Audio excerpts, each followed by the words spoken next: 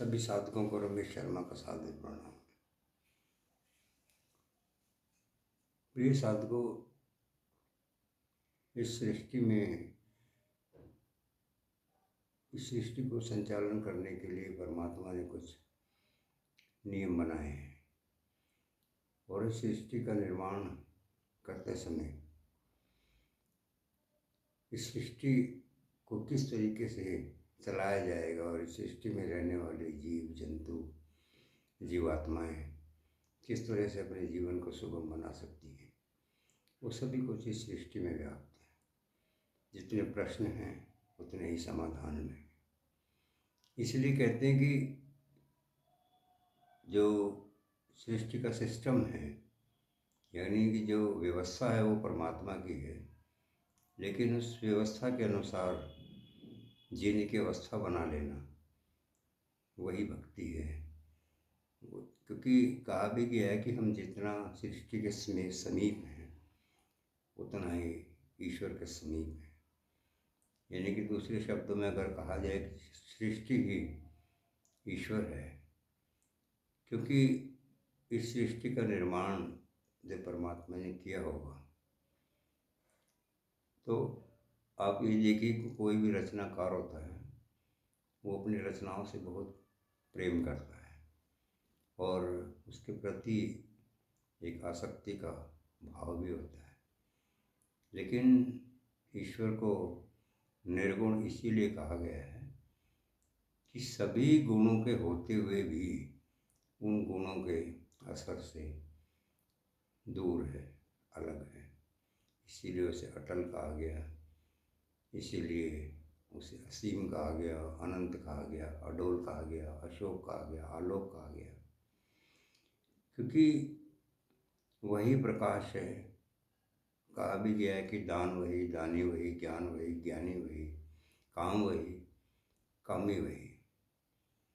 लेकिन इस सृष्टि में रहने वाले जीव जंतु जो भी हैं वो सब उसकी इच्छा के अनुसार उनका इस सृष्टि में जन्म और अंत उसकी इच्छा के अनुसार ही होता है।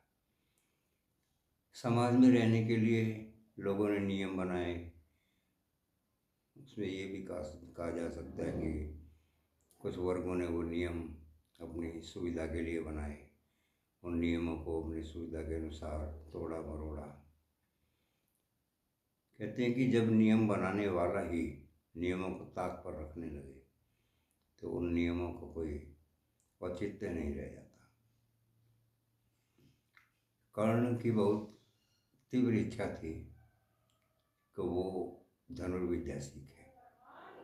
उसने ये इच्छा अपने पिता अधिरथ के समक्ष रखी। अधिरथ कौरव कुल के योद्धाओं का एक रथ चलाने वाला सूर था। तो अधिरथ को अचरज भी हुआ कि कर्ण जो है वो धनुर्विद्या को सीखना चाहता है, परंतु एक बालक की तीव्र इच्छा थी। उसके लिए वो आचार्य द्रोण के पास उसे ले गए। अब जब द्रोण के पास उसे ले गए, द्रोण ने पूछा कि ये बालक कौन है, तो उसने अधिरथ ने कहा ये मेरा पुत्र है। तो उनका इसका नाम क्या है? उन्होंने कहा इसका नाम राधे है। लेकिन कर्ण के चेहरे पर जो तेज उन्होंने देखा और जो कच्चे और कुंडल उन्होंने देखा, तो उन्होंने कहा कि इस बालक का नाम इसके व्यक्तित्व से मेल नहीं खाता है, इसका नाम राधे नहीं कर्ण रखो। उनका ठीक है गुरुदेव, जैसी आपकी इच्छा। वहाँ पर गुरुदेव ने उसे एक नया नाम तो दिया, लेकिन जब अधिरथ ने ये कहा कि ये बालक आपसे धनुर्विद्या सीखना चाहता है, तो आचार्य द्रोण ने कुछ सोचा और फिर कहा कि देखो, मेरे इस आश्रम में एक नियम है कि या तो मैं शिक्षा क्षत्रियों को देता हूँ और या फिर राजपूतों को। द्रोण की ये बातें सुनकर कर्ण के मन पर एक अजीब सी छाप पड़ी। अचानक उनकी नज़र एक बालक पर पड़ी तो उन्होंने गुरु द्रोण से पूछा, गुरुदेव ये बालक कौन है? द्रोण ने कहा कि मेरा पुत्र अश्वत्थामा है। कर्ण ने तुरंत गुरु द्रोण से कहा कि आचार्य, अगर आप बुरा ना माने तो एक बात पूछूं आपसे। द्रोण ने कहा हाँ ठीक, पूछो, क्या पूछना है? तो कर्ण ने कहा कि ये बालक जिसे आप ये धनुर्विद्या सिखा रहे हैं, ये ना तो क्षत्रिय है और ना ही किसी राजकुल से है। बस इतना कहकर कर्ण ने द्रोण को प्रणाम किया और अपने पिता के साथ वापस आ गए। लेकिन कर्ण की जो इच्छा थी धनुर्विद्या सीखने की, वो मरी नहीं। उन्होंने गुरु की तलाश जारी रखी और अब वो एक ऐसे गुरु की तलाश में थे जो किसी भी शिष्य में किसी कुल को ना देखता हो, किसी जाति को ना देखता हो। परंतु विचार करने का प्रश्न ये है कि गुरु अगर शारीरिक जो गुण है उसमें रहता है, यानी कि जो शिक्षक का मूलभूत सिद्धांत है, अगर उस पर स्थिर नहीं रहता है तो उसकी विद्याओं का कोई औचित्य ही नहीं है।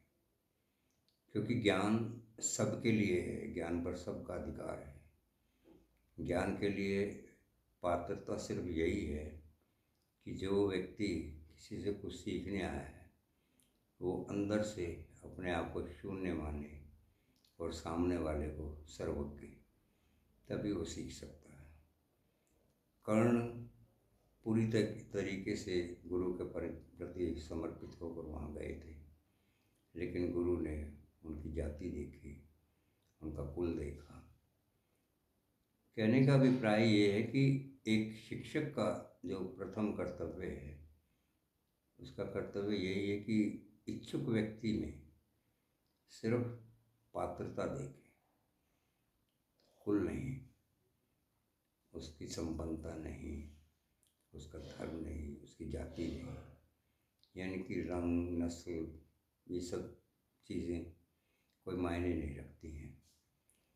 और द्रोण के जीवन में कई ऐसी घटनाएं हैं जो एक शिक्षक के व्यक्तित्व से मेल नहीं खाती। जब पांडवों की शिक्षा पूरी हो गई तो गुरु द्रोण ने पांडवों से कहा कि तुम्हारी शिक्षा पूरी हो गई है, अब गुरु दक्षिणा का समय है। तो पांडवों ने कहा ठीक है, हम गुरु दक्षिणा देने के लिए तैयार हैं। तो द्रोण ने कहा कि मेरी गुरु दक्षिणा यही है कि आप द्रुपद को बंदी बना लीजिए।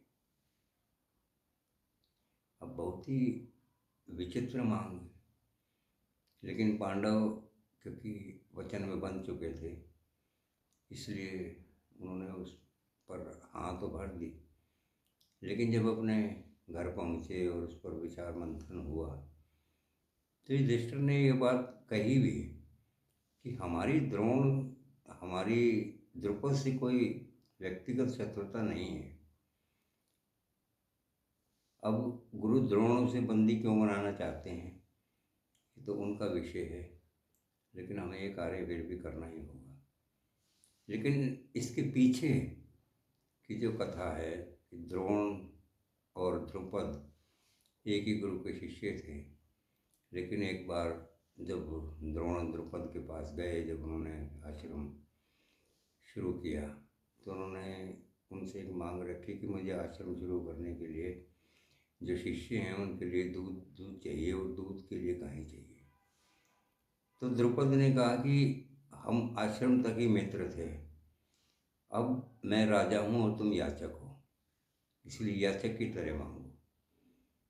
तो द्रोण को ये बातें चुभ गई, उन्होंने बदला लेने की ठान ली। यानी कि द्रोण के मन में ये भाव रहा कि मेरा अपमान हुआ है। तो जब कोई व्यक्ति इस अपमान की अग्नि में जल रहा होता है तो फिर वो उचित अनुचित का उसे भान नहीं रहता है, और ना ही वो इस विषय में कभी सोचता है। तो साधु को कहने का अभिप्राय ये है कि कोई भी गुरु गुरु को कहा गया है कि गुरु ब्रह्मा गुरु विष्णु गुरु देव महेश्वरा गुरु साक्षात पार ब्रह्म तस्मै श्री गुरुवे नमः।